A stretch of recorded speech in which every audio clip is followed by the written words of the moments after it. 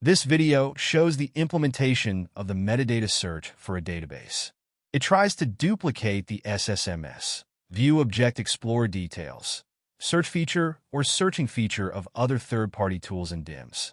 The implementation had to follow the flow of the application, which is to execute a script that gives you data that can be used as input for generating and executing other scripts.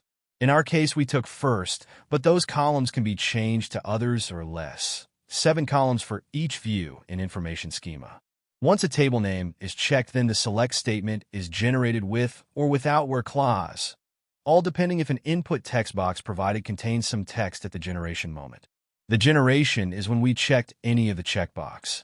To keep the logic enforced for related scripts, whenever the button is pressed, the last entry in the generated statements is executed, while if specific statement is selected in the text box above, then only that one will be executed. Once the data is retrieved, is displayed on the right side, and we can use different features of the applications to make the most of it. For this video, I decided to use the add script feature with hard-coded placeholders to retrieve data from multiple servers for some of the queries we generated.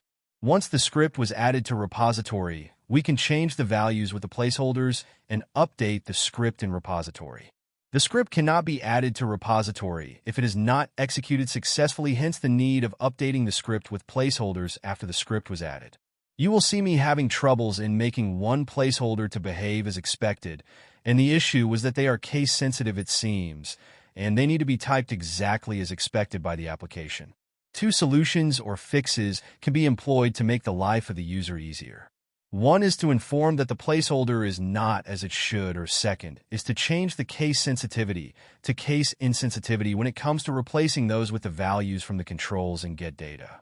Once the script was added, we can select it and choose to execute it against another instance or multiple instances, and corroborated with filtering of the result set and displaying the result using hierarchical view. We can check if some servers are compliant with a template server when it comes to the data we retrieve and work with. For example, I can take the output in HTML format and paste it in Outlook or Teams and edit the DIMS to become DIMS template. And the number of tables under can tell us that DIMS / server 01 for AdventureWorks 2016 database is missing some of the tables the template DIMS have. The main goal of the feature is to provide the user the chance to query metadata while giving a peek to how it works, a peek to remember and see some of the views in information schema, and the chance to retrieve specific columns from each view with or without and where clause, which is applied for the last column checked. The next thing which should bring more value to this new feature is to generate the select statements using inner joins when user selects specific columns from each view. If you look, you can notice that columns view and tables view share columns with the same name, which means I can join these 2 views on those columns in order to provide user-specific info.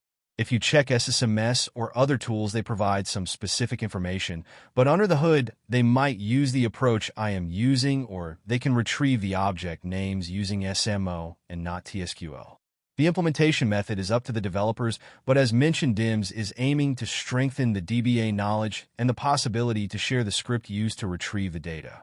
For the remaining of the video, you will see me going back and forward and repeating some of the operations, but if watched till this point, then is more than enough to understand the feature and how it can be used and how it can be enhanced.